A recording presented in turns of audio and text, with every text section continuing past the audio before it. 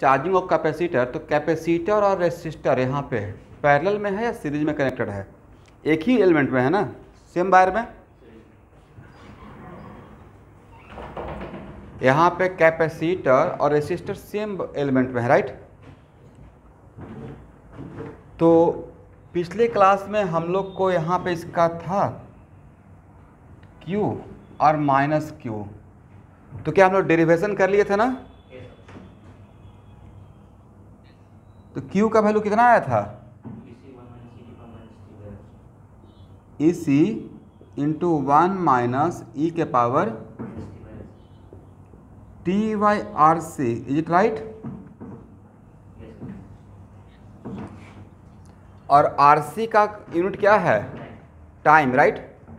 तो RC is also known as, ये आएगा ऑब्जेक्टिव में, टाइम कांस्टेंट। आज जहाँ तक मैं टॉपिक को कवर करते हुए चल रहा हूँ वहाँ तक का क्वेश्चन बहुत बच्चा टाइप का बोर्ड का नजर आएगा, मल्टीपल चॉइस। ऊपर HCB प्लस मैं खुद का प्रॉब्लम करते हुए चलूँगा हर टाइप का, ठीक है। तो उसके लिए तो श्योर शॉर्ट रही, पक्का बनेगा ही बनेगा, इतना प्रैक्टिस यहाँ पे ही कर लेंगे। तो RC क्या है? टाइम कांस्टेंट, करेक्ट है एवरीवन।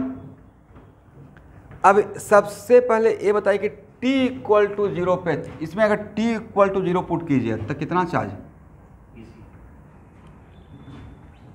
ध्यान से देखना है Roshan Kumar, T equal to 0 put कीजिए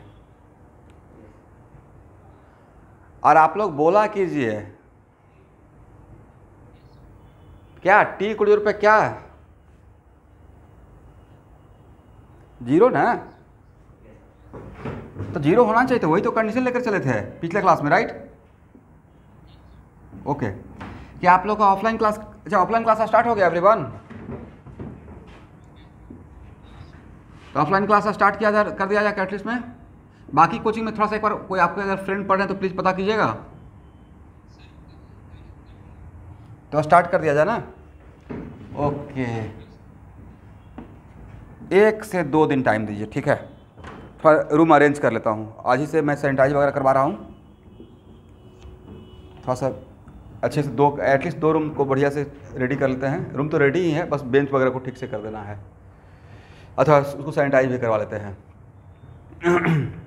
और अभी 11th के बच्चों को बुलाना नहीं है, तो आप ही लोग को तो बैठ के बुलाना है।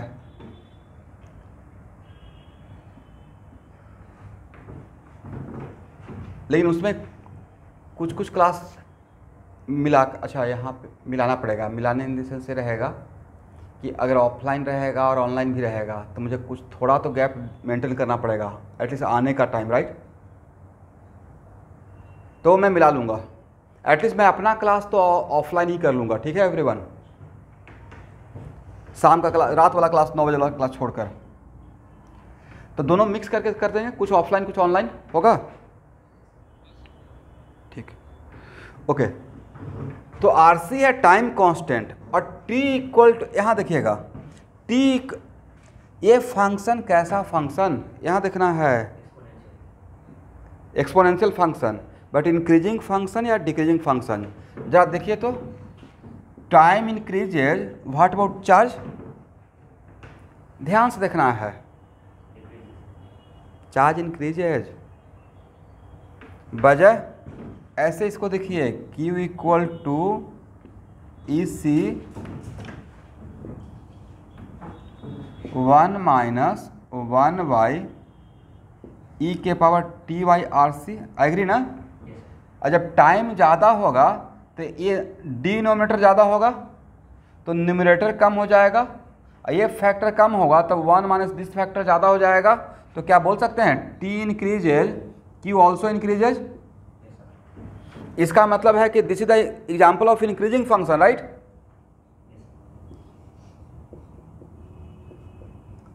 और भाई इंक्रीजिंग फंक्शन अगर है और अगर स्ट्रिक्टली इंक्रीजिंग है, तो स्ट्रिक्टली इंक्रीजिंग है या नहीं है, आप तो मैक्सिमम मिनिमम आप पढ़ चुके हैं, मुझसे ज़्यादा हो सकता है कि मैक्सिमम मिनिमम नॉलेज हो गया है। तो स्ट्रिक्टली इंक्रीजिंग के लिए क्या चेक करना चाहिए? अगर slope through out the domain अगर पॉजिटिव है, मतलब स्ट्रिक्टली इंक्रीजिंग है, जी राइट। तो इसको इसका स्लोप एक बार निकाल के देखते हैं, dq/dt। स्लोप निकालिए, डू इट फास्ट। डिफ्रेंशिएट करें,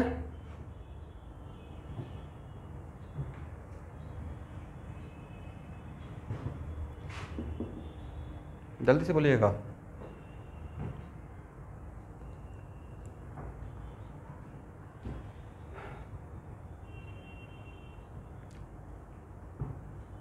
यहाँ पे डिफ्रेंशिएट करना है, यहाँ पे डिफ्रेंशिएट करना है। डिफ्रेंशिएट करने के बाद क्या आया,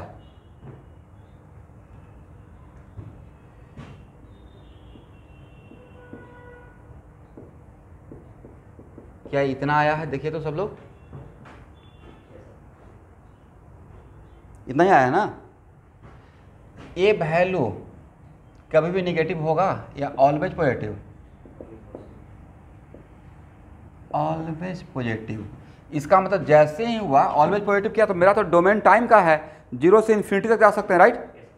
और ऑलवेज पॉजिटिव है, इसका मतलब है कि मेरा क्यू स्ट्रिक्ट इंक्रीजिंग फंक्शन है।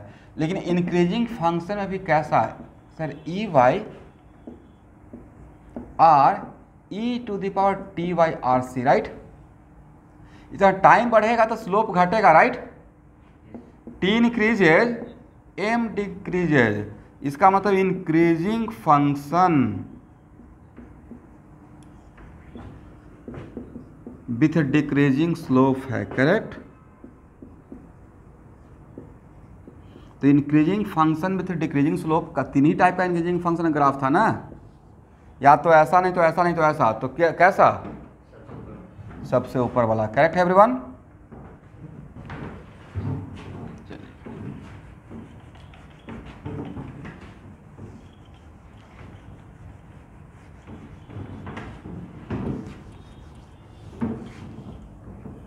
ये बहुत फेवरेट है भाई, ये एच.सी. वर्मा में करंट इलेक्ट्रिसिटी का, लेकिन चार्जिंग डिस्चार्जिंग ऑफ कैपेसिटर का सारा प्रॉब्लम हम लोग यहाँ पे ही कर लेंगे।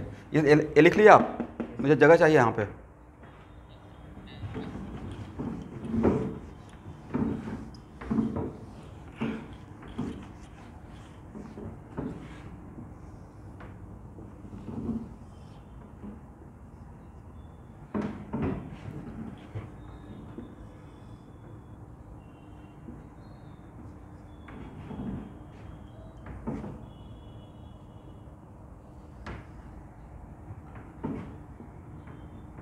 अब इसमें किसी का एक क्वेश्चन रहेगा कि सर यहाँ पे जाकर वापस ऐसे मुड़ेगा या नहीं मुड़ेगा।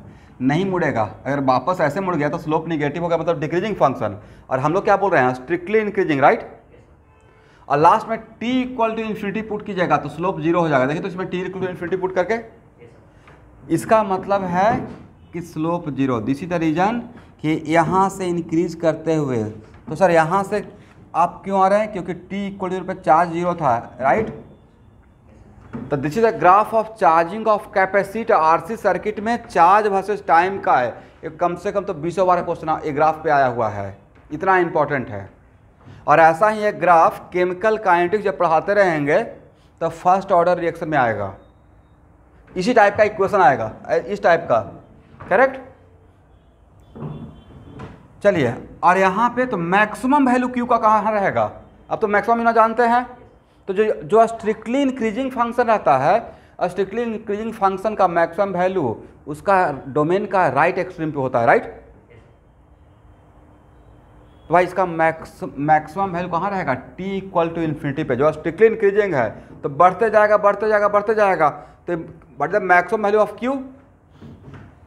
तो जहाँ पे यहाँ देखिए t increases q also increases, तो t का मैक्सिमम वैल्यू कितना लिख सकते हैं, इन्फिनिटी। तो t equal to infinity put करें, कितना होगा, यस इसी। अरे मैक्सिमम वैल्यू है, करेक्ट ना स्टूडेंट। किसी को समझ में अगर नहीं आया तो पूछ सकते हैं। जैसे ही आपने बोल दिया t इंक्रीजेज, यहाँ से t increases q also increases, इसका मतलब q का मैक्सिमम वैल्यू के लिए कहाँ पे मिलेगा, q का मैक्सिमम वैल्यू t का मैक्सिमम वैल्यू पे मिलेगा। और t का मैक्सिमम वैल्यू क्या है, infinity. How much, E C 1 minus E के power minus infinity by R C. तो ए टर्म तो 0 हो गया ना, तो बचेगा क्या, ई सी। यहाँ देखिए, तो ये है मैक्सिमम चार्ज, इसको मैं कैपिटल Q से इंडिकेट कर रहा हूँ। यही मेरा क्या रहेगा, इस टाइम पे हम लोग बोलेंगे capacitor is fully charge. Okay everyone, इस टाइम पे क्या बोलेंगे, कैपेसिटर इज फुली चार्ज। यहाँ तक आइए, तो हो गया ना तो यहाँ तक।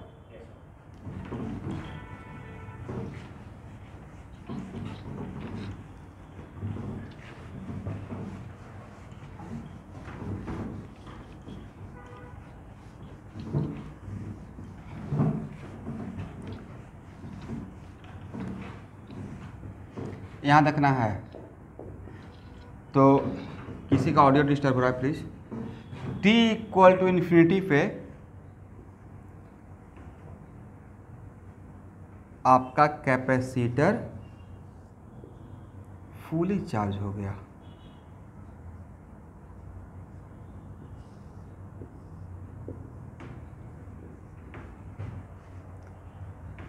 तो बताइए, यहाँ पे t इक्वल टू इन्फिनिटी का मैं बात कर रहा हूँ, तो यहाँ पे q, यहाँ पे माइनस q, करेक्ट। तो t इक्वल टू इन्फिनिटी पे a और b के बीच का पोटेंशियल डिफरेंस और c और d के बीच का पोटेंशियल डिफरेंस, मतलब m और n के बीच का पोटेंशियल डिफरेंस डिफरेंट रहेगा या सेम रहेगा? सेम रहेगा एवरीवन। जब एक कैपेसिटर फुली चार्ज होगा तो b और n के बीच का पोटेंशियल डिफरेंस, तो सर बीच में तो रेसिस्टर है, तो आपको बताए तो थे ओम्स लॉ में कि किसी भी रेसिस्टर के थ्रू ओम्स लॉ में क्या लिखते हैं, आई आर ना, बट आई जीरो, तो इसके रेसिस्टर के टर्मिनल के क्रॉस पोटेंशियल डिफरेंस क्या हो जाता है, जीरो, मतलब दोनों सेम पोटेंशियल पे है। Is it right? किसी भी रेसिस्टर के क्रॉस अगर करंट का फ्लो जीरो हो गया, इसका मतलब उस रेसिस्टर के दोनों पॉइंट के बीच में पोटेंशियल डिफरेंस जीरो, मतलब सेम पोटेंशियल पे आ जाएगा। एग्री? अरे तो वायर ही है, ठीक है। तो इसका मतलब है कि मैक्सिमम चार्ज का मतलब इससे ज़्यादा चार्ज नहीं ले सकता कैपेसिटर, मतलब capacitor is fully charge, right. But if capacitor को फुली चार्ज होने में कितना टाइम लगा, t equal to infinity, is it right? चलिए, बट ये पता है कि नहीं कि वो इनफाइनाइट टाइम कितना रहता है? मैं बताऊंगा कितना होता है infinite time.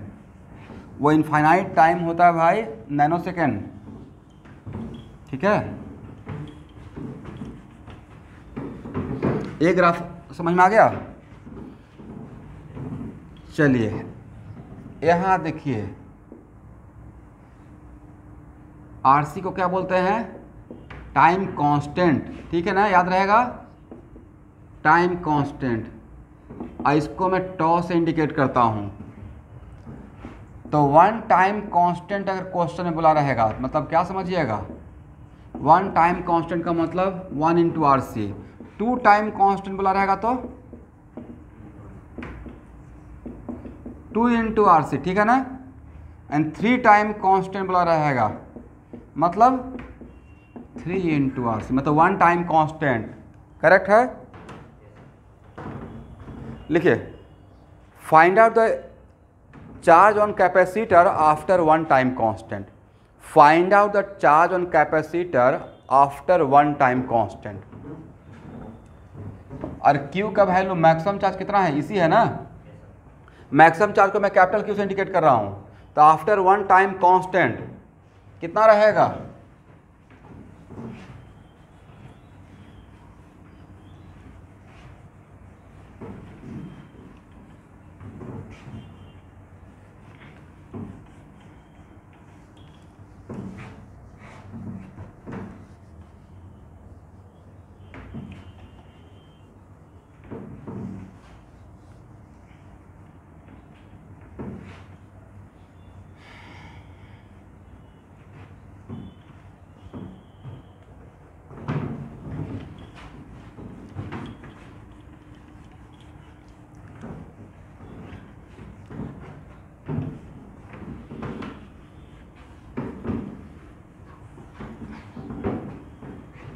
Q T equal to top पे ई सी, ध्यान रखिएगा, 1 माइनस, बोलिए, ई के पावर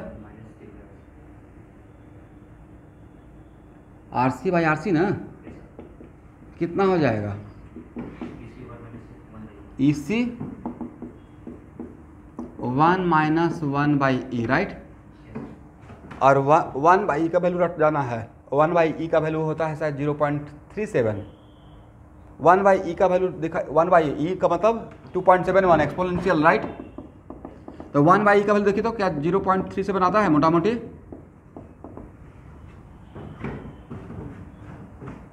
ये मेरा रटा हुआ था, देखिए तो मोटा मोटी आना चाहिए। यस, मतलब कनेक्शन से क्या आप लोग भी अब रट लीजिए, ठीक है। कितना आ गया student sir? 0.63 into EC, right. And it is very important to note that EC क्या है? It is the maximum charge on capacitor, right. इसका मतलब है sir T equal to tau पे, मतलब वन टाइम कांस्टेंट पे कैपेसिटर अपना maximum charge के रेस्पेक्ट में कितना परसेंट चार्ज हो जाता है। जितना मैक्सिमम चार्ज उस पर आया उसके 63% चार्ज हो गया, right. After one time constant a value कितना रहा? 0. ये ऑब्जेक्टिव हो गया आपका बोर्ड का, समझे एवरीवन। यहाँ पे एक लाइन लिख लेना चाहिए, after one time constant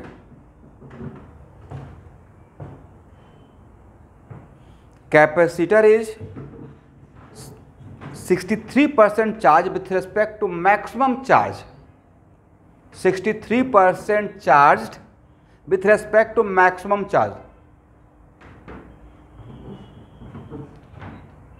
yes, after one time constant capacitor as कितना परसेंट एवरीवन? 0.63 है ना, मैक्सिमम का कितना? 0.63। तो परसेंटेज तो ऐसे ही निकालेंगे ना, मैक्सिमम के रेस्पेक्ट में परसेंटेज के लिए ऐसे निकालेंगे, करेक्ट। Q/Q into 100। तो capacitor is 63% charge with respect to what? वो 63% किसके रेस्पेक्ट में? T इक्वल टू 0 के रेस्पेक्ट में। T इक्वल टू 0 पे तो उस पर चार्ज है ही नहीं, मैक्सिमम चार्ज के रेस्पेक्ट में, राइट। मतलब होता ना कि मैक्सिमम गोल अचीव करना तो उसका कितना परसेंट हम लोग कर लिए, right. Target is this one, target set है यहाँ तक आना है, तो उसका कितना परसेंट यहाँ तक आ गया after one time constant? 0.63%। After two time constant निकाल के बता सकते हैं?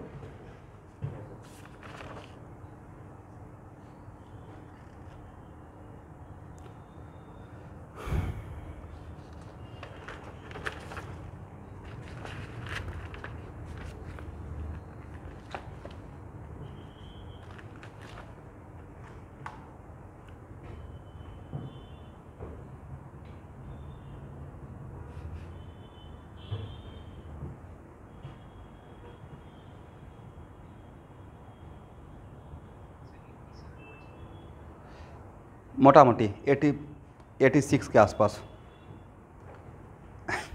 आफ्टर 10 टाइम कांस्टेंट, इसमें कैलकुलेटर का हेल्प ले सकते हैं मेरे तरफ से, ठीक है। आफ्टर 10 टाइम कांस्टेंट आप थोड़ा कैलकुलेटर का हेल्प लेके बस परसेंटेज बता दीजिए।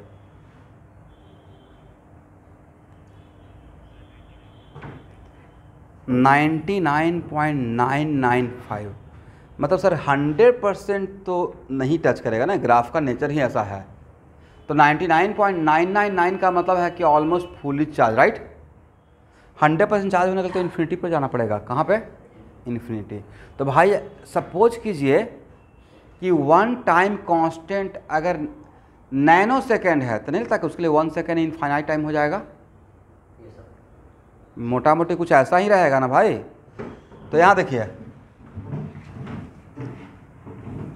अब आपको एग्जाम्पल के तौर पे प्रैक्टिकली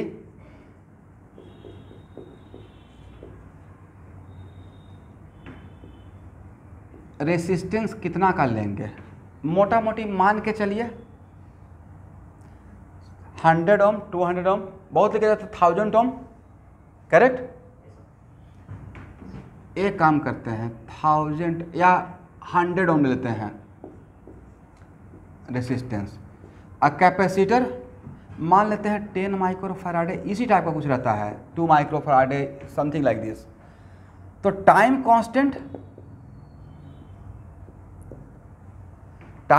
मतलब RC, राइट। और RC मतलब R का वैल्यू 100, 80 का वैल्यू 10 × 10⁻⁻6 और ओम इंटू फैराडे, ओम हो गया और फैराडे, इसको मल्टीप्लाई कीजिएगा तो सेकेंड मिलेगा, ठीक है, टाइम का यूनिट है, ओके ना। तो कितना सेकेंड देखिए तो जरा सा, 10⁻³ सेकेंड, करेक्ट ना। तो 10 मतलब सेकेंड का हजारवां हिस्सा में 63%, सेकेंड का हजारवां हिस्सा मतलब पलक झपकाने जैसा, राइट। और उसका 10 टाइम कांस्टेंट का मतलब, इसी को अगर लेते हैं तो 10 टाइम कांस्टेंट का मतलब कितना रहता है, एक मैं एग्जांपल आपको समझा रहा हूँ। जैसे लगेगा ना कि आपको लगेगा अच्छा वेट करते रहेंगे इनफाइनाइट टाइम तक तो कितना टाइम हो जाएगा, ये तो बहुत टाइम लगेगा। भाई जो इसको आप इनफाइनाइट टाइम मान रहे हैं वो इनफाइनाइट टाइम इसके लिए 1 सेकेंड रहेगा, जस्ट स्विच को दबाना, राइट, ऑन करना और उसका चार्ज होना, उसके लिए इतना हम लोग ड्रामा किए हैं, ये ग्राफ हुआ है, ओके। तो 10 टाइम कांस्टेंट मतलब 10 × 10⁻³ हाउ मच, मतलब सेकेंड का 100वां हिस्सा में ये 99.99% चार्ज हो गया, करेक्ट।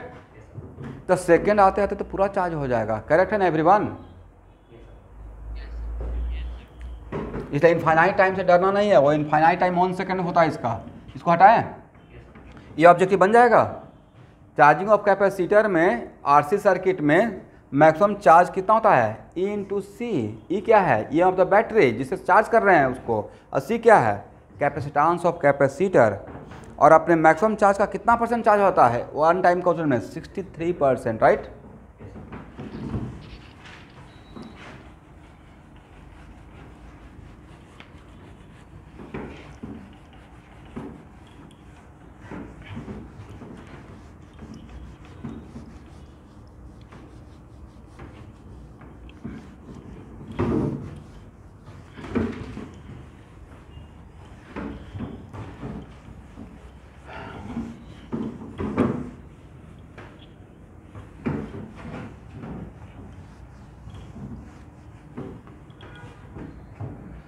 चलिए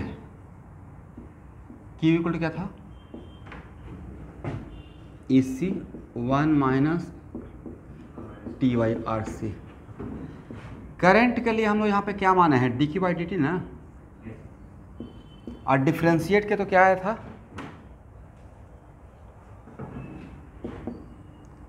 ये आया था, ठीक है ना एवरीवन। इस फार्मूला को ध्यान से देखिए, बड़ा इंपॉर्टेंट है। यहां देख लिए,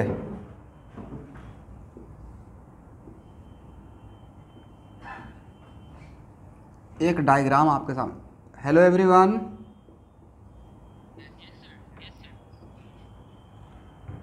इसमें करंट का वैल्यू अगर ऐसा, ये तो 9th क्लास में या 10th क्लास में पढ़े होंगे, इसमें करंट का वैल्यू कितना होता है, एकदम सिंपल सा R वाला, सिर्फ रेसिस्टेंस है। हम लोग ये पढ़े थे I = E/R, राइट। इसमें यही पढ़े थे ना, I = E/R, ओके।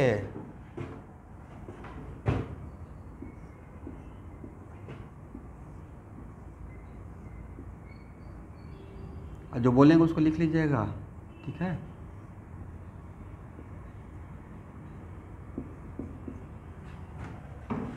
ये आप एक्सप्रेशन समझ पाए, इसको मैं डिफरेंशिएट किया ऑनलाइन का स्टूडेंट, ओके। तो I = dQ/dt मतलब E/R e⁻t/R से, इसमें t = 0 पुट कीजिए तो करंट का वैल्यू कितना होता है, t = 0 कितना आया एवरीवन, यस, E/R। और यहाँ पे भी कितना था, ऐसा रहता तो कितना होता, तो t = 0 पे क्या यहाँ पे कैपेसिटर का C दिख रहा है, नहीं दिख रहा है। इसका मतलब t = 0 पे ऐसा लग रहा है मानो कैपेसिटर यहाँ पे है ही नहीं, कंडक्टिंग वायर से जुड़ा हुआ है, ऐसा ही तो फील हुआ। t इक्वल टू 0 पे, बिकॉज t इक्वल टू 0 पे मेरा वैल्यू आ गया करंट का E/R।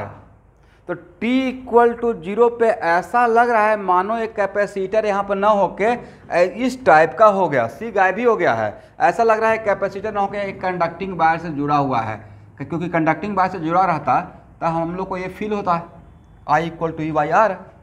बट वन मोमेंट के लिए ऐसा ही लगा कि कैपेसिटर ना होके यहाँ पे कंडक्टिंग वायर है। Is it right? लिख लेना है जो मैंने बोला। t इक्वल पे कैसा लग रहा है, कैसा लग रहा है मानो कैपेसिटर न रह के वहाँ पे कैपेसिटर के बदले क्या है, कंडक्टिंग वायर से जुड़ा हुआ है। ये सब लोग लिख लीजिए, हो गया ना। तो ये बात लिखने से आपको याद रहेगा कि t इक्वल पे E/R वैल्यू हो जाता है, ठीक है। ओके, यहाँ देखिएगा इस एक्सप्रेशन में everyone t increases, what about current?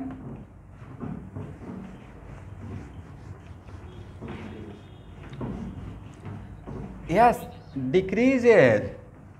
I equal to E/R e to the power minus T/RC। बहुत इंपॉर्टेंट चैप्टर है भाई, कैपेसिटर वगैरह क्वेश्चन रहेगा। अरे कैपेसिटर वगैरह सिखा रहा हूँ तो आगे मैग्नेटिक फील्ड और अल्टरनेटिंग करंट और EMI वगैरह में आपको बोर्ड के लिए काम आएगा कैपेसिटर का वहाँ पे कॉन्सेप्ट, ठीक है। तो I इक्वल टू यहाँ पे T इंक्रीजेज, करंट डिक्रीजेज, मतलब ये डिक्रीजिंग फंक्शन हो गया, राइट। वजह क्यों सर, ये तो ऐसा नजर आएगा ना, तो ऑब्वियसली टाइम को बढ़ाएंगे तो डिनोमिनेटर बढ़ेगा और डिनोमिनेटर बढ़ेगा तो ओवरऑल वैल्यू घटेगा, राइट। और ऐसे भी देख लीजिए तो T इंक्रीजेज करंट डिक्रीजेज, इसका मतलब ये डिक्रीजिंग फंक्शन हो गया। और डिक्रीजिंग फंक्शन में कैसा डिक्रीजिंग है, स्ट्रिक्टली डिक्रीजिंग किस टाइप का है उसके लिए हम लोग, तो भाई डिक्रीजिंग फंक्शन तो तीन ही टाइप का हो सकता है ना एवरीवन, या तो ये ग्राफ, या तो ये, नहीं तो ये, नहीं तो ये। इसमें किस टाइप का ग्राफ रहेगा कैसे पता चलेगा? तो सर अगर जाते जाते t इक्वल टू इन्फिनिटी पे अगर स्लोप 0 हो गया मतलब ऐसा नेचर रहेगा, राइट। तो करंट वर्सेस टाइम का स्लोप बताइए फास्ट।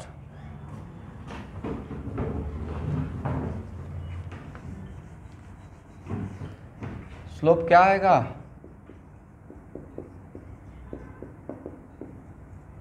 डिफरेंशिएट करिए तो।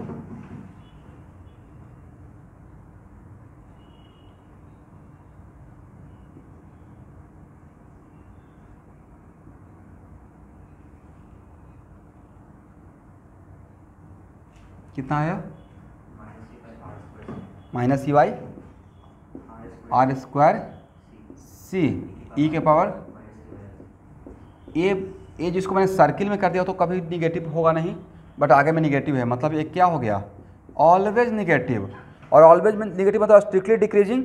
नाउ इसमें t equal to, it is very important to note that, इसमें क्वेश्चन आएगा ऑब्जेक्टिव में कि चार्जिंग ऑफ कैपेसिटर में करंट वर्सेस टाइम में t इक्वल पे स्लोप क्या होता है। t इक्वल पे स्लोप क्या रहेगा करंट वर्सेस टाइम का, -E/R² C, राइट।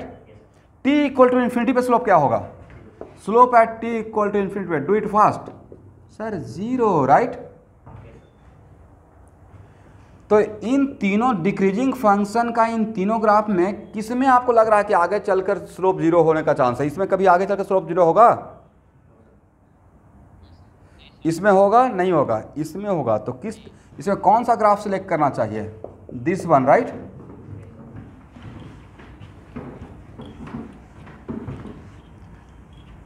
तो डिक्रीजिंग, अगर कोई फंक्शन आपका स्ट्रिक्टली डिक्रीजिंग है, कोई फंक्शन स्ट्रिक्टली डिक्रीजिंग है तो उसका मैक्सिमम वैल्यू डोमेन का फर्स्ट पॉइंट पे ही मिलेगा, राइट। अगर स्ट्रिक्टली डिक्रीजिंग है तो, राइट। तो करंट का मैक्स, यहाँ देखिएगा आप ही नहीं बोला ना टाइम इंक्रीज है करंट डिक्रीज है, तो इस करंट का मैक्सिमम वैल्यू कहाँ पे मिलेगा? t इक्वल टू इन्फिनिटी पे या t इक्वल टू 0 पे? t इक्वल टू 0 पे, राइट। बोलिए भाई ऑनलाइन स्टूडेंट, समझ में आया मैंने क्या बोला?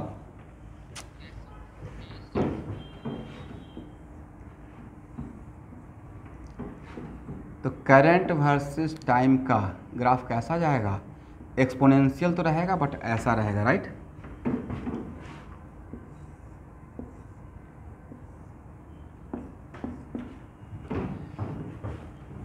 और यहाँ पे I का मैक्सिमम वैल्यू रहेगा।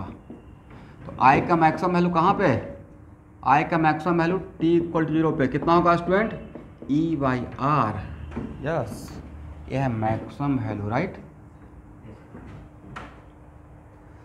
तो इसी को कहीं कहीं पे I इक्वल टू आपको क्या मिला है? E/R e⁻t/RC। इसी को कहीं कहीं पे I0 लिखा रहेगा, ठीक है एवरीवन? जहाँ पे I0 मेरा क्या है? मिनिमम करंट या मैक्सिमम करंट? Maximum current. किस प्रोसेस के लिए? चार्जिंग ऑफ कैपेसिटर के लिए। Maximum current for which process? Charging of capacitor in RC circuit, right? In RC circuit, correct है ना यहाँ तक? चलिए, T इक्वल टू, मुझे T equal to 1 time constant, T equal to tau मतलब RC पे करंट का वैल्यू चाहिए। What is current in the circuit after T equal to 1 time constant?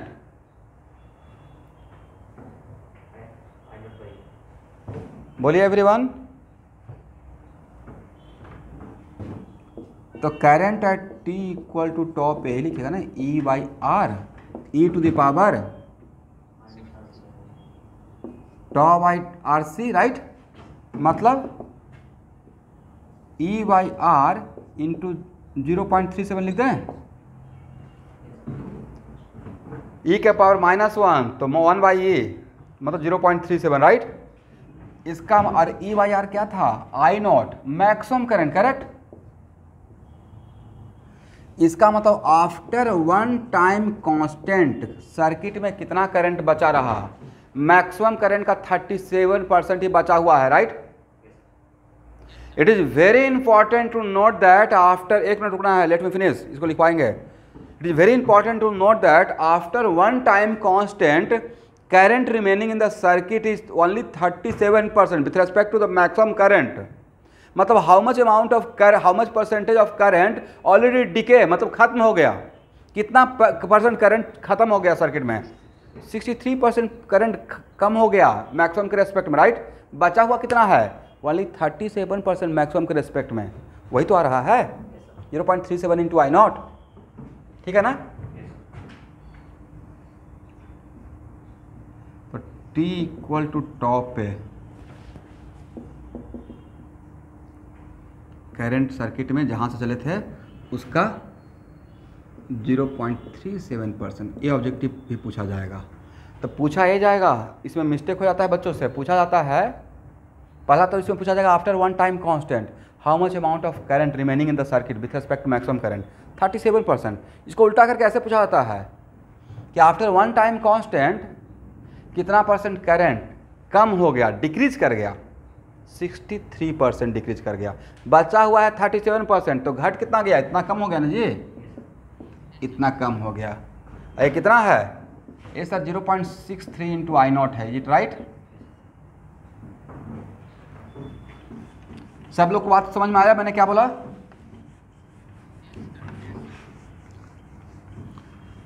T equal to infinity पे current कितना?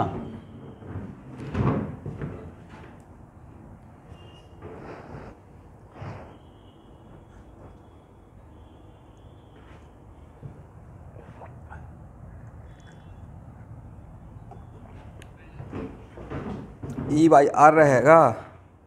कैसे काम चलेगा सब? आज वैल्यू पुट करना है ना,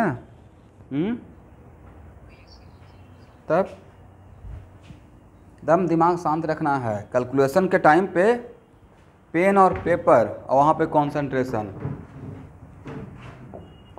T इक्वल टू इन्फिनिटी पे। बाकी स्टूडेंट नहीं ज्वाइन किए हुए हैं क्या? रिनिशा वर्मन ज्वाइन किए हुए हैं? हिताक्षी आप लोग कैलकुलेशन का रिप्लाई नहीं करते हो, क्या प्रॉब्लम है?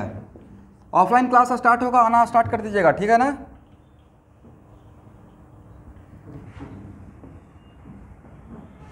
बट मेरे तरफ से वंस अगेन कोई स्ट्रिक्ट कंडीशन नहीं रहेगा, आपकी मर्जी रहेगी। मैं ऑनलाइन फिर भी रहूँगा, ठीक है? क्योंकि अभी मैं इस चीज़ को इन्फोर्स नहीं कर सकता हूँ इस बीच मोमेंट में, जो जिसमें कंफर्टेबल है। बट फिर भी वीक में 1 या 2 दिन कोशिश कीजिएगा, जो लोग आना चाहते हैं most welcome. Okay, T equal to infinity, T equal to यहाँ देखना है। ऑर्गेनिक में तो पक्का आ जाइएगा भाई, ऑर्गेनिक में दोनों बैच वाले जितना लोग और लाइव में आ रहते हैं ना, संडे का क्लास हो सके तो आ जाइएगा। बहुत बढ़िया हो जाएगा। तो एक ही साथ 3 क्लास करके चले जाइएगा। मैथ का भी क्लास कंटिन्यू हो जाएगा, थोड़ा ब्रेक के बाद ऑर्गेनिक ले लूँगा तो आँख को भी थोड़ा आराम मिलेगा, ऑनलाइन में जो करते रहते हैं सामने, right? T equal to infinity, current कितना हो गया sir? E by R, E के power minus infinity by R से, 0 ना?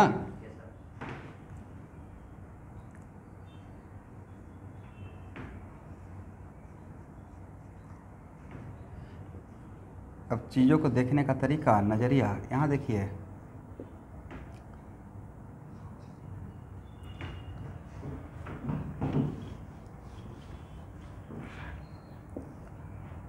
इसको हटाएं, इस ग्राफ को। मैंने इसमें t इक्वल टू 0 पे क्या बोला था? t इक्वल टू 0 पे बोला था कि ऐसा लग रहा है कि कैपेसिटर ना हो के वहाँ पे कंडक्टिंग वायर है, राइट?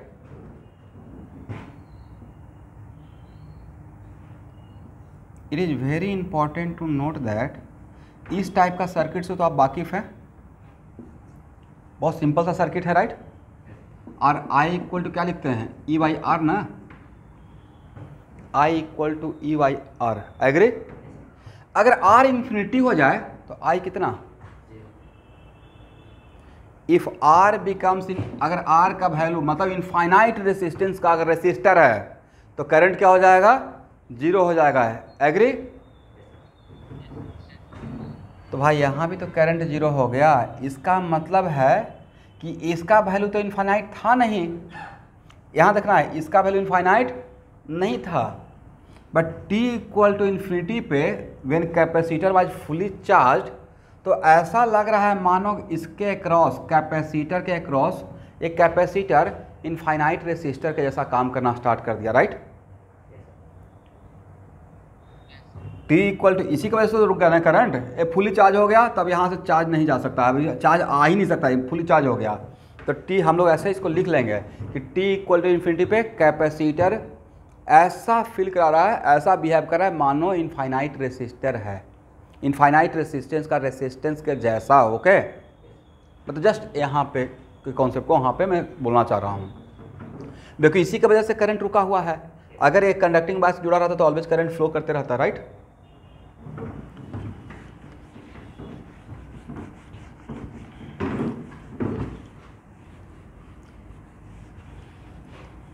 हो गया ना?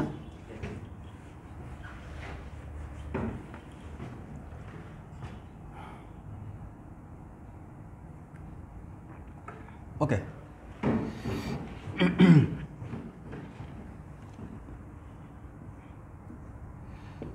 अब t इक्वल टू टी का सिचुएशन लेते हैं, ठीक है?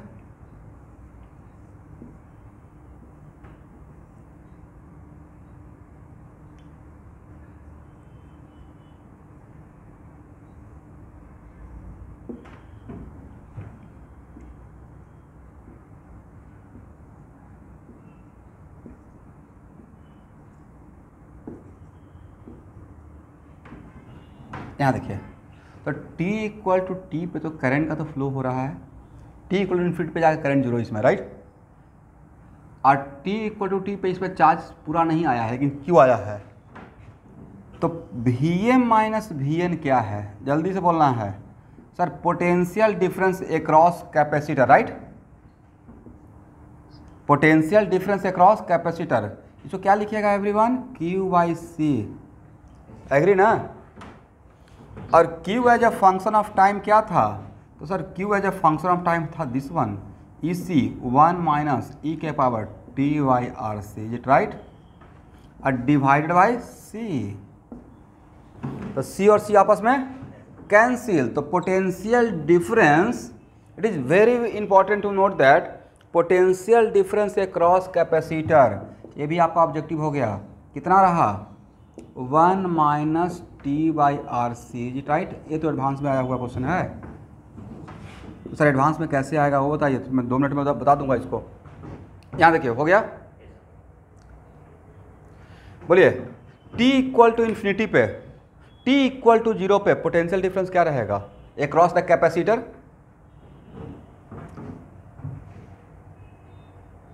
तो सर t इक्वल टू 0 पे पोटेंशियल डिफरेंस 0 भाई, व्हाट द प्रॉब्लम, 1 माइनस 1 0, और होना भी लॉजिकल था, होना चाहिए था, t इक्वल 0 पे चार्ज था इस पे। आप कैपेसिटर जब से चार्ज करना स्टार्ट किया था, जहाँ से चले थे जो पिछले क्लास से थ्योरी में, उसमें मेरा एजम्पशन था कि T equal 0 there is no charge on the capacitor, right. तो क्यों ही 0 था टी इक्वल 0, तो यहाँ देखने का भी रिक्वायरमेंट नहीं था। बट फिर भी ये जो हम लोग यहाँ देख रहे हैं, जो सोच रहे हैं, वो न्यूमेरिकली फार्मूला से पता भी चल रहा है। और टी इक्वल टू इन्फिनिटी पे what is the potential difference across the capacitor, yes होना भी चाहिए था ई, बजाय t इक्वल टू इन्फिनिटी पे क्या इसमें करंट का फ्लो होगा, और जब करंट का फ्लो नहीं रहेगा तो ए पॉइंट सेम पोटेंशियल, और ए पॉइंट सेम पोटेंशियल, एग्री। तो इसके बीच का पोटेंशियल डिफरेंस ये मतलब बैटरी, और इसके बीच का पोटेंशियल डिफरेंस, तो कैपेसिटर के अक्रॉस पोटेंशियल डिफरेंस और बैटरी के अक्रॉस पोटेंशियल डिफरेंस डिफरेंट रहेगा या सेम हो जाएगा। लॉजिकल था, होना चाहिए था, जो होना चाहिए था वही वहाँ पे हो रहा है, राइट।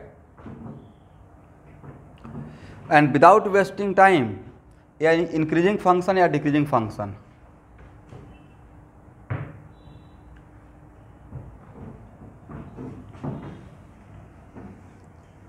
कैसा increasing function, sir increasing function with decreasing slope, right. Check कर लीजिएगा, इसका भी ग्राफ ऐसा ही रहेगा, समझे। आप लोग एग्री हैं। ये है potential difference across the capacitor, ये ग्राफ किसका है, potential difference across the capacitor versus time, और मैक्सिमम पोटेंशियल डिफरेंस कितना रहेगा ए। तो यहाँ पे तो same story, after one time constant maximum potential difference का कितना पोटेंशियल डिफरेंस क्रिएट हो जाएगा कैपेसिटर में, 63%, राइट। क्या यहाँ पे ए लिख सकते हैं 0.63 ई, और ये क्या है, this is the maximum potential difference across the capacitor, right. सबको समझ में आ गया, प्लीज अगर आ गया है तो हाँ ना बोल दीजिए कुछ।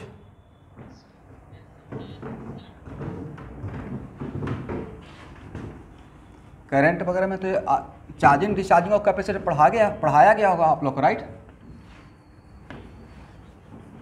समझ में आ रहा है जो पढ़ा रहा हूँ।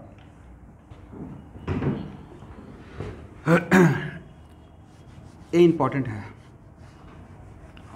इम्पोर्टेंट तो सब कुछ है, लेकिन देखिए स्टूडेंट, कैपेसिटर ख़त्म होने के बाद, हालांकि इसमें अभी टाइम लगेगा, करंट इलेक्ट्रिसिटी, और करंट इलेक्ट्रिसिटी के बाद मैग्नेटिक फील्ड और magnetic field due to current.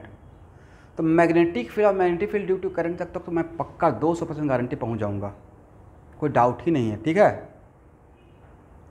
तो यहाँ तक का तो एकदम निश्चिंत रहिए, सब कुछ प्रॉब्लम करवाते हुए पहुँचेंगे, एग्री।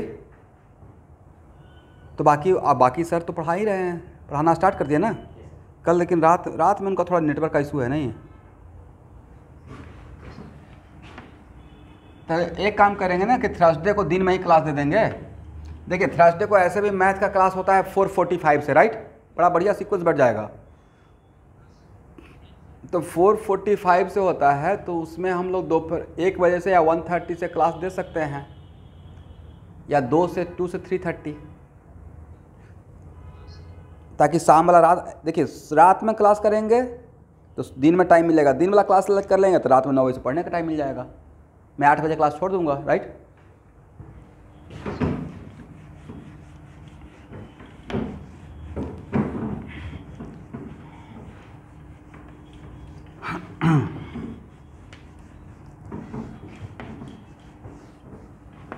चलिए स्टूडेंट, अब यहाँ देखिए,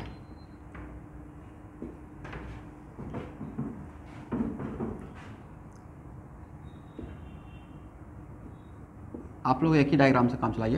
यहाँ देखिएगा, ये भी ऑब्जेक्टिव आ जाएगा। एक इसका हम लोग क्या नाम दिए थे, एम एन ना, और ए और बी। पूछा जाएगा potential difference across the resistor as a function of time. Potential difference, तो ये तो पता है कि ओम्स लॉ के अकॉर्डिंग रेसिस्टर के अक्रॉस पोटेंशियल डिफरेंस होता है, बट जिस तरफ से करंट इन करता है उस तरफ हायर पोटेंशियल, और जहाँ से आउट होता है उस तरफ लोअर पोटेंशियल, राइट। तो V N minus V B equal to क्या लिखिएगा सर, आई आर। ये भी पूछा जाएगा, okay. V N minus V B equal to I R, और आई तो निकाले हुए है ना, आई कितना था, I as a function of time. यहाँ पे रेसिस्टर के अक्रॉस जो पोटेंशियल डिफरेंस है वो कांस्टेंट पोटेंशियल डिफरेंस है या वेरिएबल, तो सर करंट ही वेरिएबल है तो पोटेंशियल डिफरेंस तो भी तो वेरिएबल रहेगा। पोटेंशियल रेसिस्टर के अक्रॉस पोटेंशियल डिफरेंस होता है आई आर, और अगर करंट वेरिएबल तो पोटेंशियल डिफरेंस भी वेरिएबल, करेक्ट। और आई का वैल्यू कितना था, आर और आर आपस में कैंसिल, तो कितना, ये भी पूछ लिया जाएगा, समझे। एक किसके अक्रॉस पोटेंशियल डिफरेंस है, ये सब शॉर्ट नोट्स में रख लेना है। Potential difference across resistor in the simple RC circuit. Simple मतलब एक कैपेसिटर एक रेसिस्टर।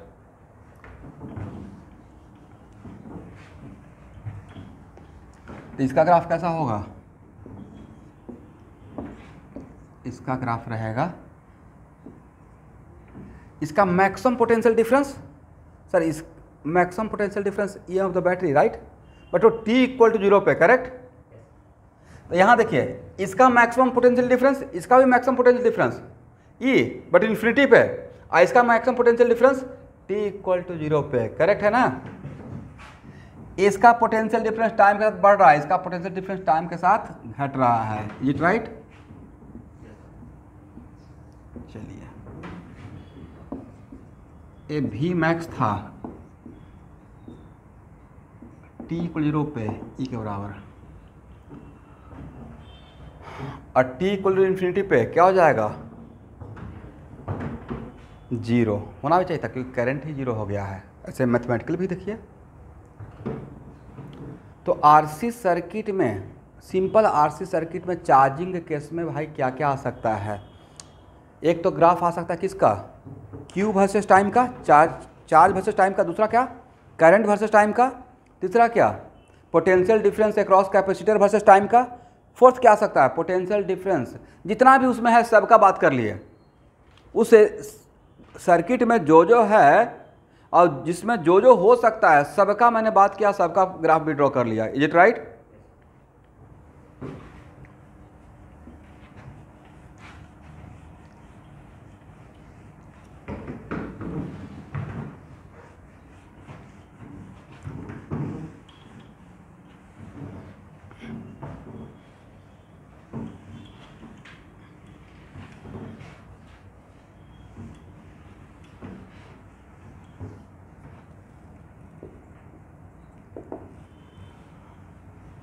एक कभी इस टाइप ऑफ क्वेश्चन कभी जेईई मेन का ऑब्जेक्टिव रहा है, जरा आप लोग आंसर दीजिए तो।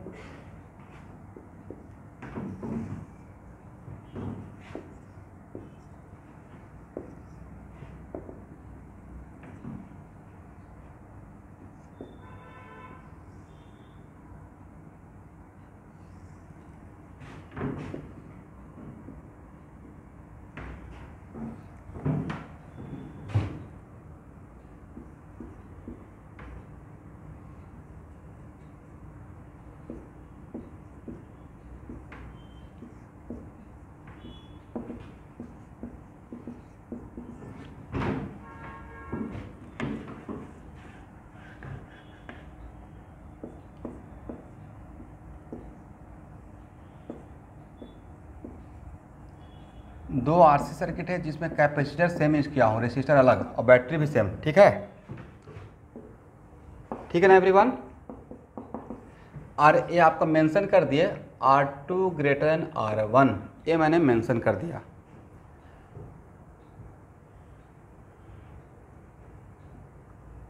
तब आपसे पूछा गया है कि दोनों ग्राफ में से कौन सा ग्राफ फिगर फर्स्ट का है, कौन सा ग्राफ फिगर सेकंड का है। ये आपको क्वेश्चन बैंक में इस टाइप का क्वेश्चन मिल जाएगा।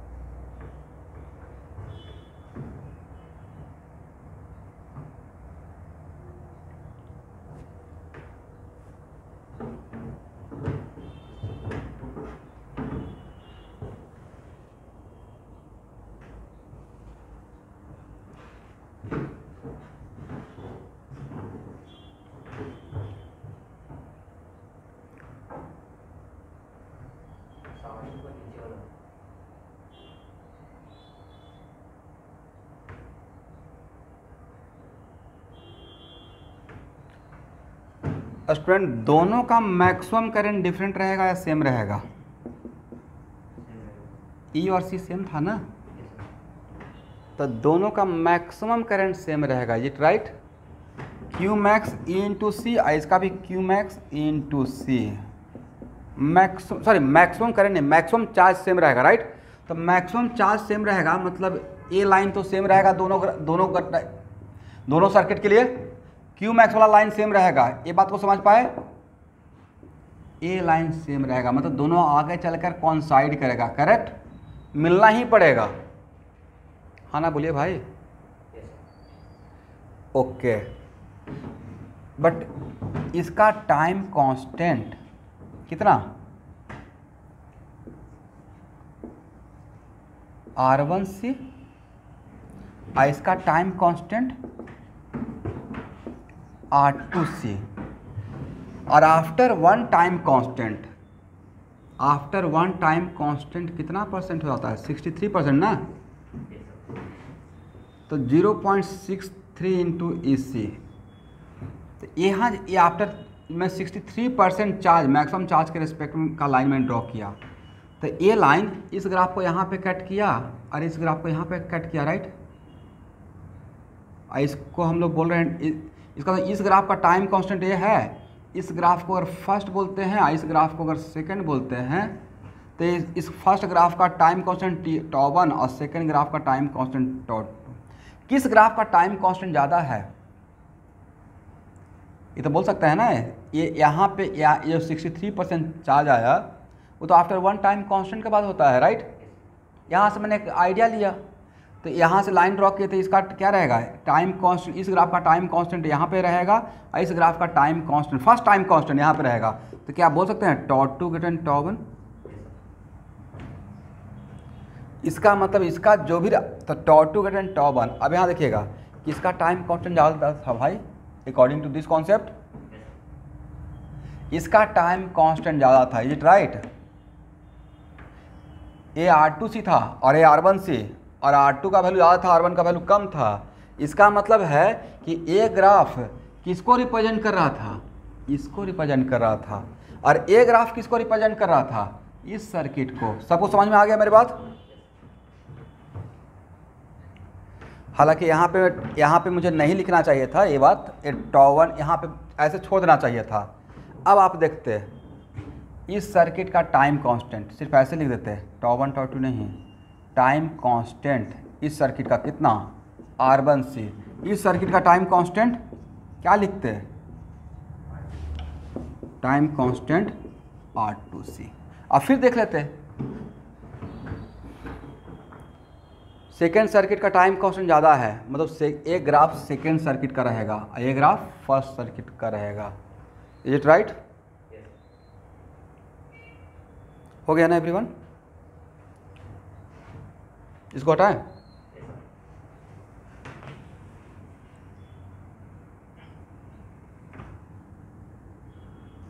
हटा दें? ठीक है।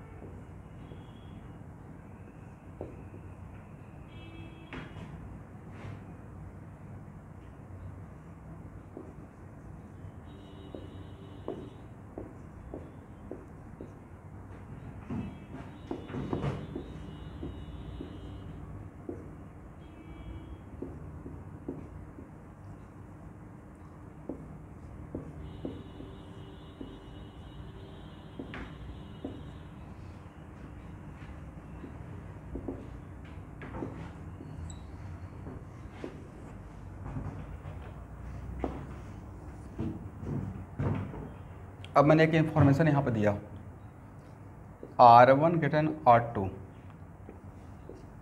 One E1 less than E2।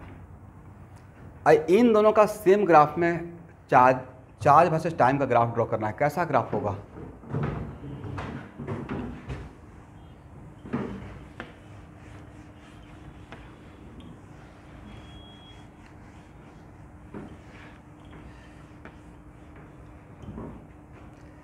Maximum charge किसका रहेगा? इसका रहेगा, राइट। और टाइम कांस्टेंट किसका बड़ा रहेगा? उसका रहेगा, करेक्ट।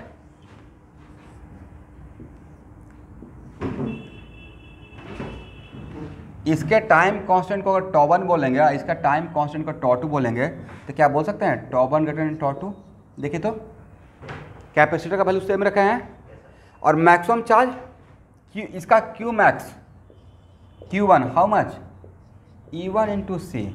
इसका मैक्सिमम चार्ज को Q2 बोलते हैं, E2 इंटू सी।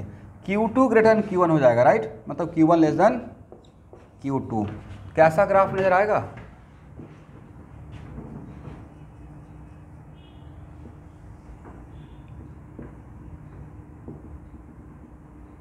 ये रहेगा, मान लेते हैं Q2 है, करेक्ट ना। तो Q1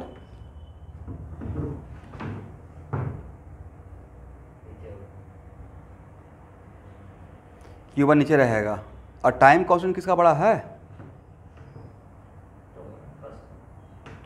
फर्स्ट का।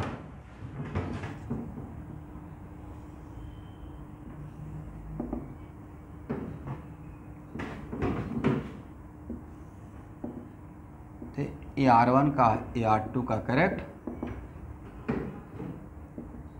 और यहाँ पे क्या रहेगा? Q1 ना। और इसका टाइम कांस्टेंट यहाँ रहेगा और इसका टाइम कांस्टेंट और इस तरफ रहेगा, इसका टाइम कांस्टेंट छोटा है, करेक्ट। समझ पा रहे हैं स्टूडेंट? तो यहाँ पे वैल्यू कितना रहेगा सर? यहाँ पे वैल्यू रहेगा 0.63 Q2 और यहाँ पे वैल्यू कितना रहेगा?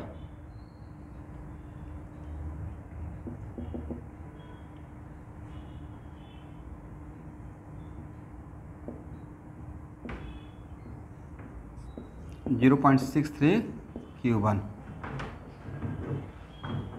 ठीक है ना।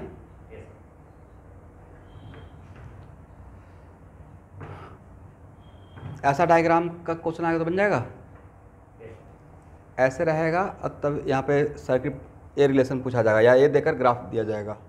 अभी इसी क्वेश्चन को मैं थोड़ा मॉडिफाई करूँ। क्वेश्चन को मॉडिफाई ये कर रहे हैं कि अगर ऐसे रहता तब कैसा नजर आता?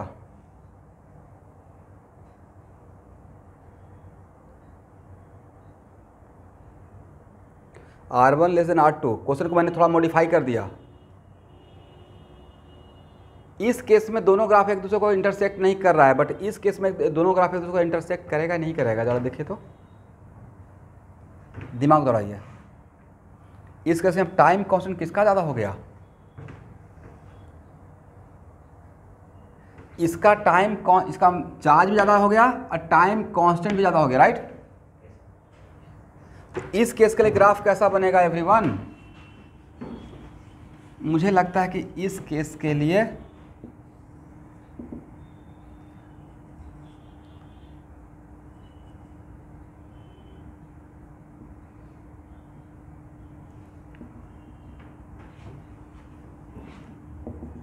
ये τ1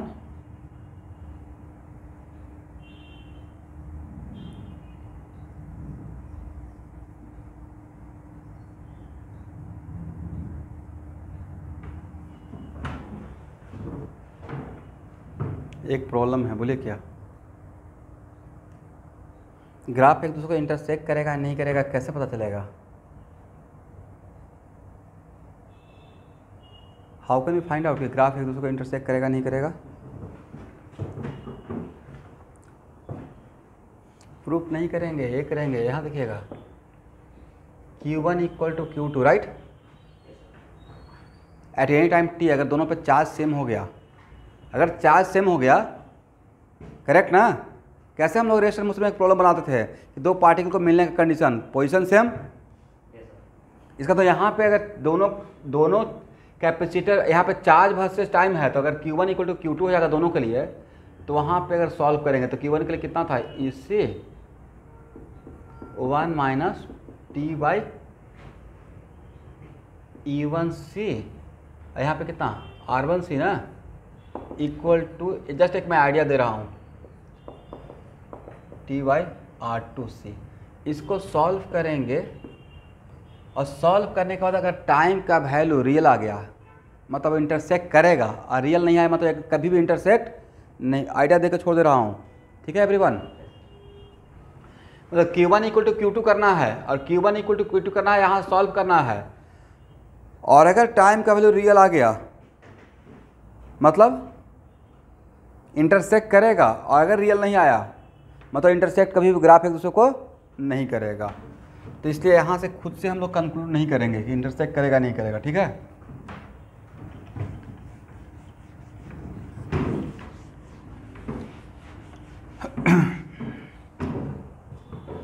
तो जस्ट अब यहाँ पे देखिएगा,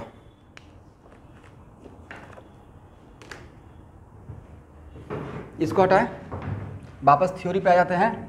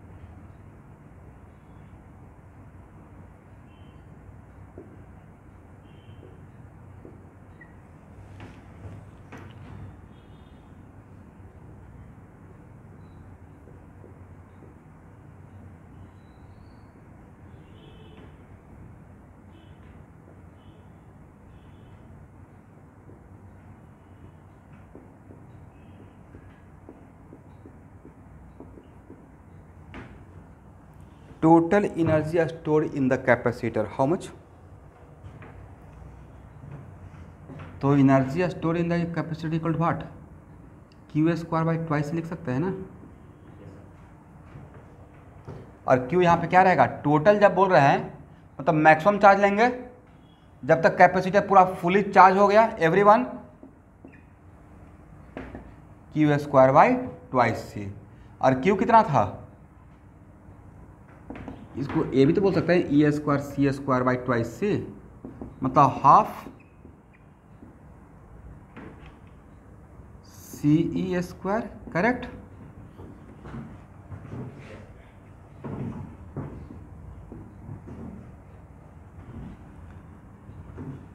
and how much work done by battery,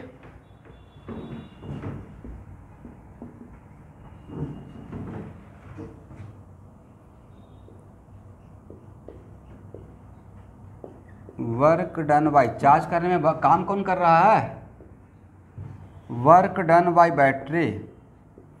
तो वर्क डन बाय बैटरी के लिए आप यही करेंगे ना, यहाँ से डी क्यू चार्ज लेंगे और यहाँ भेजेंगे, करेक्ट। तो पहले डी डब्ल्यू से स्टार्ट करते हैं, डी क्यू इंटू सी लिख सकते हैं। वर्क यहाँ पे एवरीवन यहाँ देखते रहिएगा, यहाँ से डी क्यू चार्ज यहाँ से यहाँ भेजेंगे तो थोड़ा वर्क करेगा बैटरी, वो वर्क कितना रहेगा, डी क्यू इंटू ई डायरेक्ट लिख दें। वर्क डन बाय बैटरी कितना होता है, क्यू इंटू ई, राइट। तो यहाँ से छोटा चार्ज अगर यहाँ से यहाँ ट्रांसफ़र करेगा, और डी क्यू इंटू ई, तो डब्ल्यू इक्वल टू क्या हो जाएगा, इंटीग्रेशन ऑफ डी क्यू, कहाँ से कहाँ तक, जीरो से कैपिटल क्यू, मतलब क्यू इंटू ई, करेक्ट ना, क्यू इंटू ई। और क्यू का वैल्यू कितना, क्यू का वैल्यू है सी, मैक्सिमम चार्ज ना, जीरो से क्यू, ये मैंने लिमिट लिया यहाँ पे, देख पा रहे हैं। इसका मतलब total work done by battery in whole process, total work done by battery in whole process equal to how much, Q का वैल्यू पुट कर दीजिए तो क्यू का वैल्यू कितना, सी ई इंटू सी और ई, राइट, सी ई स्क्वायर। बैटरी ने टोटल काम कितना किया, सी ई स्क्वायर, बट जितना काम किया उसका आधा ही एनर्जी स्टोर हुआ कैपेसिटर में, तो आधा कहाँ गया। तो सर्किट में नज़र दौड़ाइए, सर्किट में जो रहेगा वही तो कुछ कर सकता है। तो सर्किट में बैटरी काम कर रहा है और सर्किट में बैटरी को छोड़कर बाकी दो है, कैपेसिटर और रेसिस्टर। तो इसमें जितना इसने काम किया उसका आधा यहाँ पर स्टोर हो गया, तो बाकी यहाँ से एज ए हीट चला गया होगा, नहीं, फ्रॉम कंजर्वेशन ऑफ एनर्जी, यहाँ से एज ए हीट रिलीज कर गया होगा फ्रॉम कंजर्वेशन ऑफ एनर्जी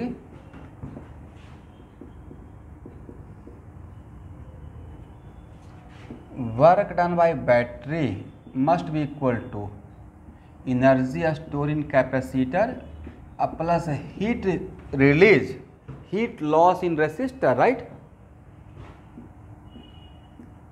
ये क्या है, हीट लॉस इन रेसिस्टर। ये क्या है, एनर्जी, ये कौन सा एनर्जी है, electric potential energy store in capacitor, समझ गए। देन एच का वैल्यू कितना हो जाएगा, एच का वैल्यू हो जाएगा डब्ल्यू माइनस यू, समझ गए।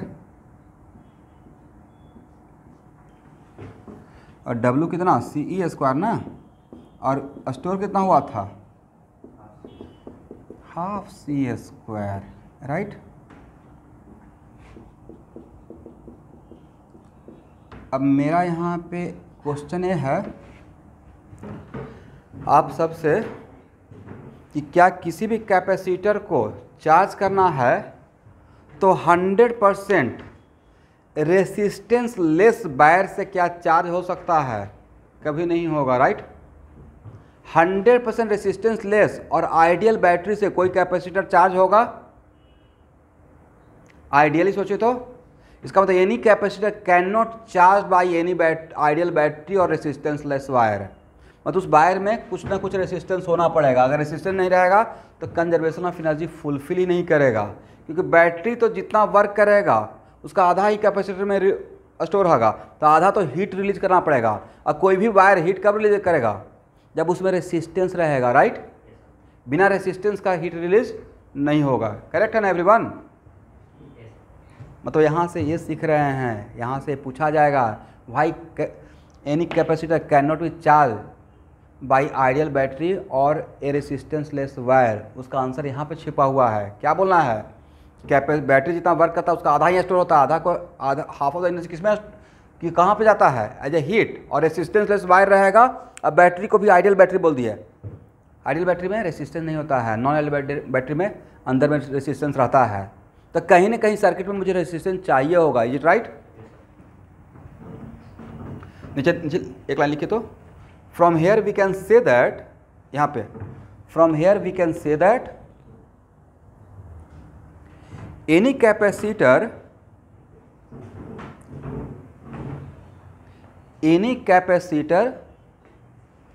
Can not be charged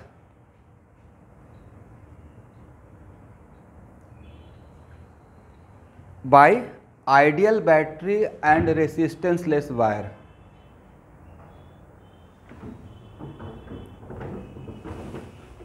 because it will not satisfy the conservation of energy। ठीक है ना एवरीवन।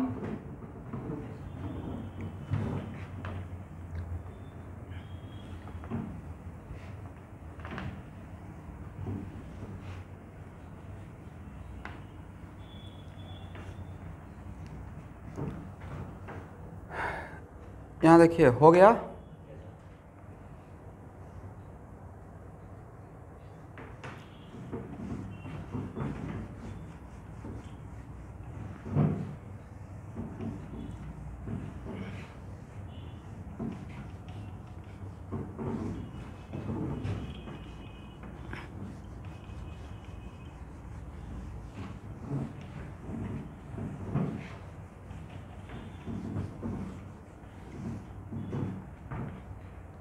करेक्ट है?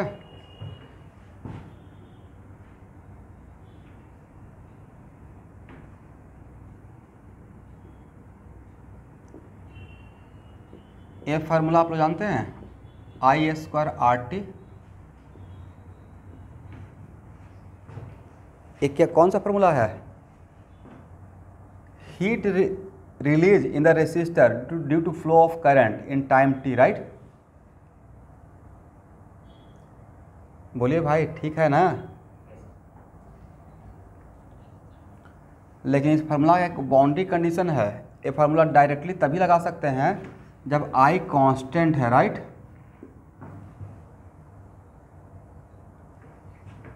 अगर आई कांस्टेंट नहीं रहेगा तो ऐसे काम करना पड़ेगा, D H equal to I square R D T, correct? कहाँ से स्टार्ट करना पड़ेगा? Directly I square R T कर दिए when I is constant. But अगर करंट वेरिएबल रहेगा, करंट या रेसिस्टर में कोई भी अगर वेरिएबल रहेगा, मानते हैं रेसिस्टर कांस्टेंट है लेकिन अगर करंट वेरिएबल है, तब यहाँ से स्टार्ट करना है heat release in the resistor और फिर इंटीग्रेट करना है जहाँ से जहाँ तक आप जाना चाहते हैं, राइट? ठीक है ना एवरीवन? एक तो फार्मूला ये काम होगा, दूसरा ये काम होगा। किसके लिए? Heat release in the resistor के लिए है। दिखाइए।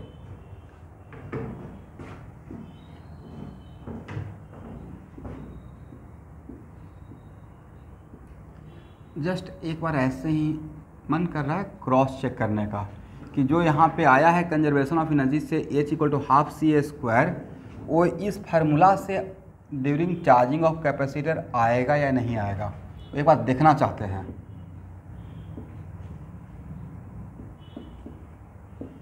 यहाँ जो करंट है वो कांस्टेंट है या वेरिएबल करंट है? वेरिएबल करंट है, तो इस रेसिस्टर के लिए भी तो ये फार्मूला वैलिड रहेगा, डी एच इक्वल टू, मैं क्रॉस चेक कर रहा हूँ यहाँ से, इस फार्मूला से आना चाह रहे हैं, इस फार्मूला से जो एच निकालेंगे, अरे ये एच मैच कर गया, मतलब 100% अब बोलेंगे सही चल रहा है, right? D H equal to, समझे मेरे बात को, I square R D T, right? यहाँ पे जो आई था वो जो फंक्शन ऑफ टाइम है, करेक्ट है एवरीवन? आई का वैल्यू कितना?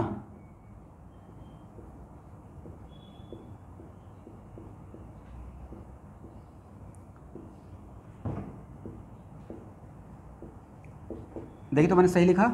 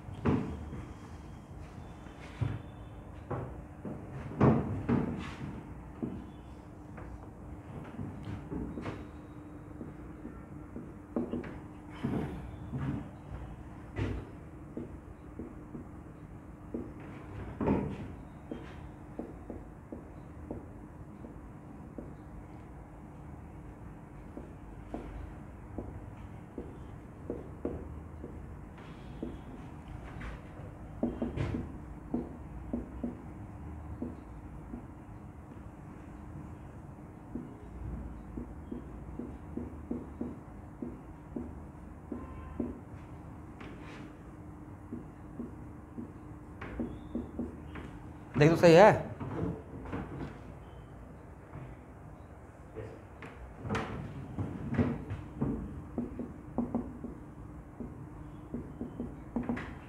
इसमें जो कांस्टेंट है इसको बाहर निकाल लीजिए, ये तो कांस्टेंट है।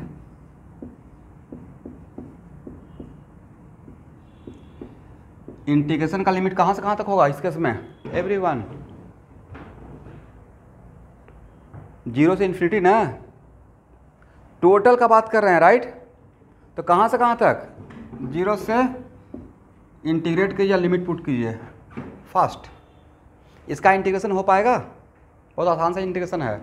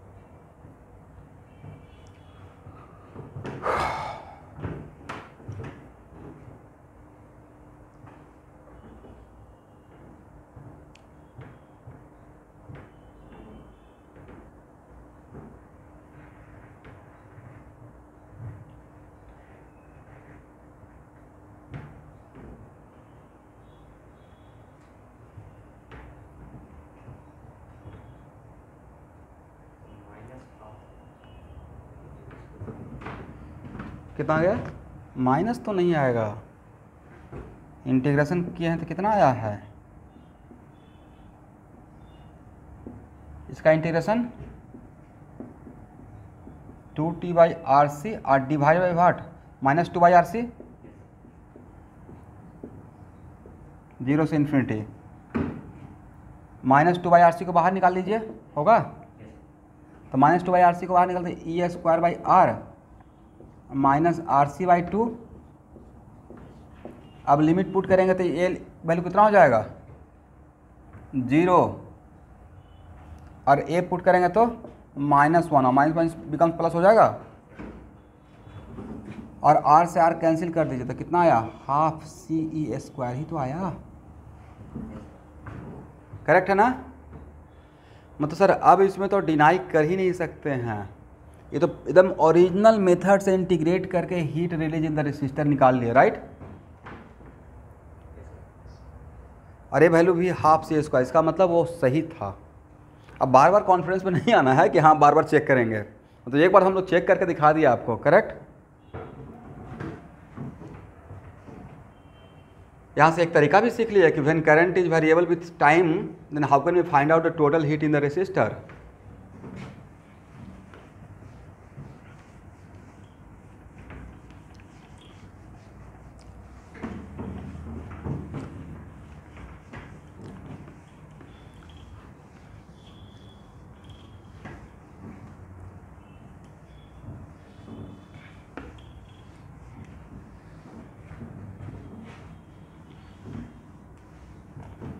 बोलिए, अगर ऐसा क्वेश्चन आ गया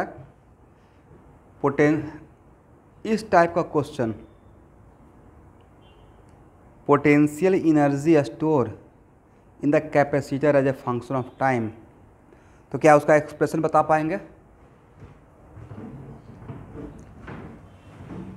सर। ये U = ओरिजिनल तो Q²/2c है ना, करेक्ट, यही है ना, Q²/2c, और Q तो पता ही है as a function of time, right.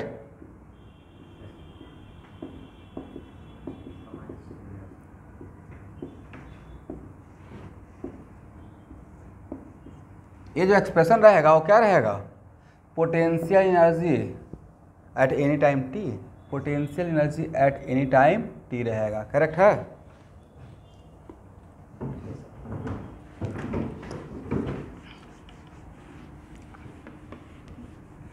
अब एक मेडिकल टाइप का ऑब्जेक्टिव ऐसे आएगा,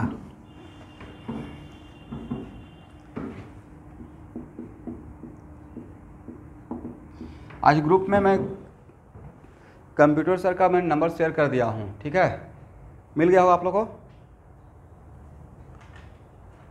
जिनको भी इनसे हेल्प लेना है अपना पर्सनली बात कर लीजिएगा, और कोशिश कीजिएगा कि कैटलिस्ट के बच्चे एक ही ग्रुप बना लें, 5-6 का भी ग्रुप बन जाएगा तो सर पढ़ा देंगे,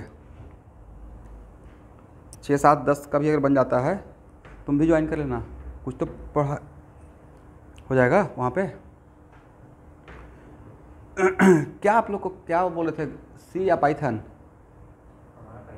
पाइथन उन सबका वही है, और बहुत बड़ा फर्स्ट टर्म के लिए नहीं हो तो वहाँ तक हो जाएगा, खाली सर को थोड़ा PDF बनाकर या एटलीस्ट कौन सा बुक फॉलो करना है तो वो तो देख ही लेंगे, बट उसको बता देना है कहाँ तक आने वाला है, ठीक है एवरीवन। और किसी को लग रहा है कि सर मेरा हो गया है तो फिर उसमें टाइम वेस्ट करने का रिक्वायरमेंट नहीं है, एनीवे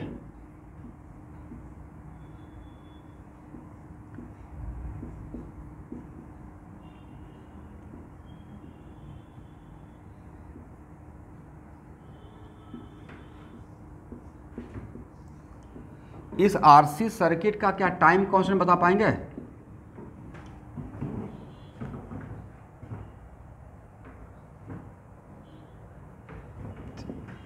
यहां देखिए तो टाइम कांस्टेंट के लिए इन दोनों के बदले ये आपस में सीरीज में है ना, तो इन दोनों के बदले सीरीज में है तो इसके बदले C इक्विवेलेंट, ये भी क्या है सीरीज में, इज इट राइट। तो क्या लिख सकते हैं C equivalent R equivalent into C equivalent, और R इक्विवेलेंट कितना R1 + R2 ना, और सी इक्विवेलेंट कितना, C1 C2, यस, ये तो बहुत आसान बात हो गया।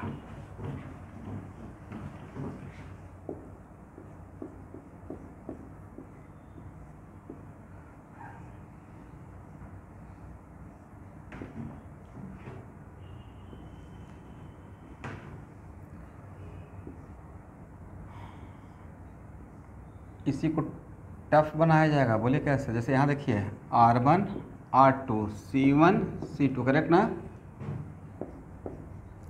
टाइम कांस्टेंट, तो सर इसके बदले एक R रख लेंगे, करेक्ट, ये आपस में पैरेलल में है तो पक्का जानते होंगे। तो time constant equal to C equivalent R equivalent, तो C इक्विवेलेंट कितना, या R इक्विवेलेंट C इक्विवेलेंट,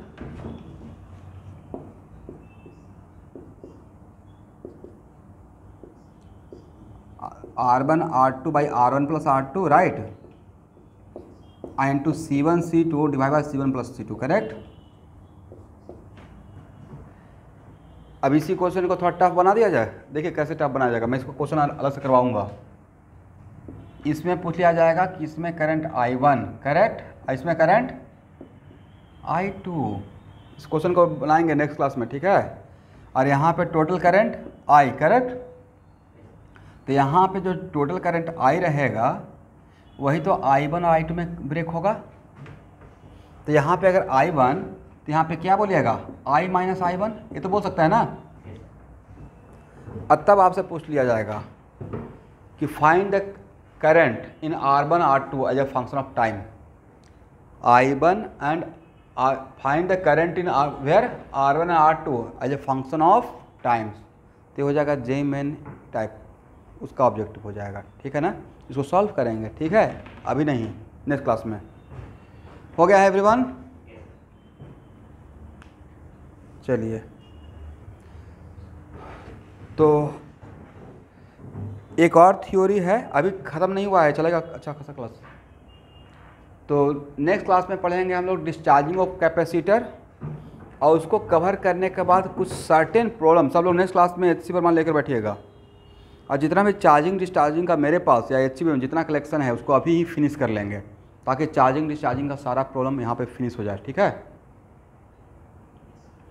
अच्छा, चार्जिंग ऑफ कैपेसिटर में आपने क्या ऑब्जर्व किया, after when capacitor is fully charge, आप एक चीज़ ऑब्जर्वेशन के साथ मैं ख़त्म कर रहा हूँ ऐसे क्लास को,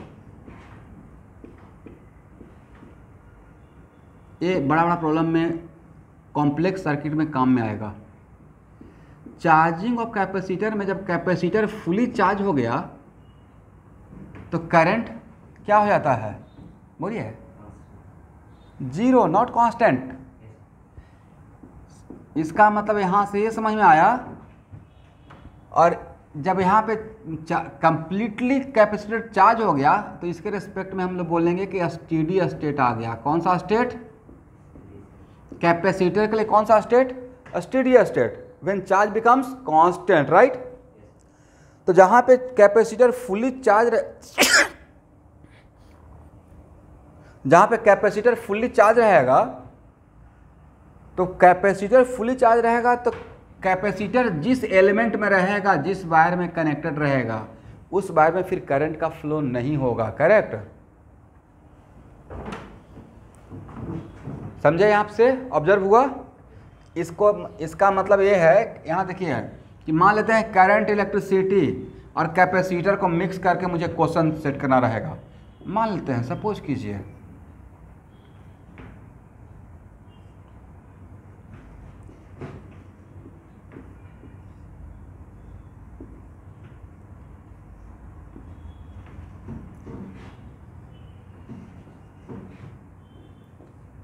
समथिंग लाइक दिस, राइट। और यहाँ पे मैं बोल दिया हूँ ये 10 वोल्ट दिया हुआ है, ये C1 है, ये C2 है, ये R1 है, R2 है, करेक्ट ना एवरीवन। और तब बोला जाएगा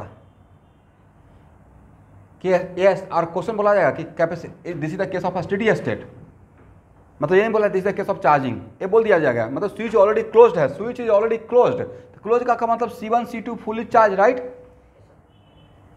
तो जब C1 C2 फुली चार्ज है और यहाँ पे आपको कंफ्यूज करने के लिए एक R3 भी डाल देंगे, और यहाँ पे इसमें एक R4 भी डाल देंगे, करेक्ट। तो भाई यहाँ पे इसमें करंट जाएगा क्या, जब फुली चार्ज हो जाएगा तो क्या R3 मेरे काम का कुछ रह गया, R4 में यहाँ पे करंट आएगा ही नहीं। तो अब जो यहाँ से करंट जाएगा I, वो यहाँ जाएगा और सिर्फ यहाँ जाएगा I minus I1, right, correct है।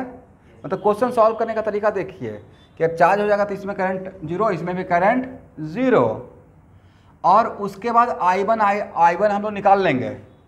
करंट इलेक्ट्रिसिटी ऑब्वियसली पढ़ने के बाद क्या करेंगे, यहाँ से चलेंगे और वापस यहाँ पे आ जाएंगे, यहाँ से चलेंगे और वापस इस लूप में घूम जाएंगे, तो पोटेंशियल डिफरेंस जीरो, राइट।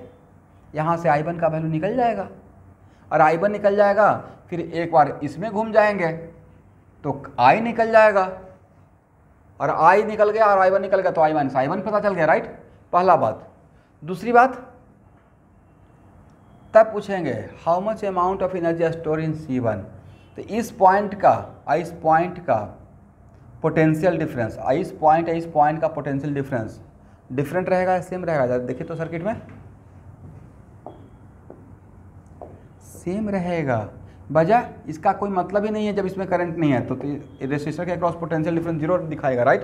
तो R3 का कोई मतलब नहीं था, R4 का फिर कोई मतलब रहेगा। When capacitor is fully charge, capacitor fully charge हो जाएगा तो उसके साथ जो सीरीज में रेसिस्टर जुड़ा रहेगा उसका फिर वहाँ पे कोई काम नहीं है, एग्री।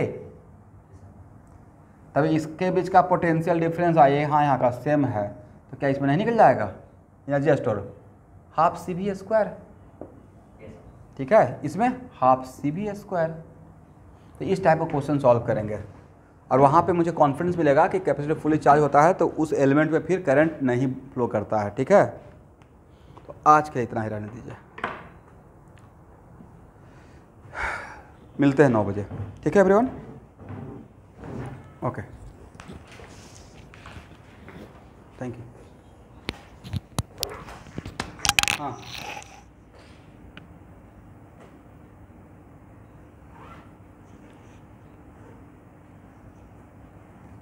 ठीक है, भेज देते हैं, दोनों वीडियो भेजते हैं, जस्ट भेज रहे हैं।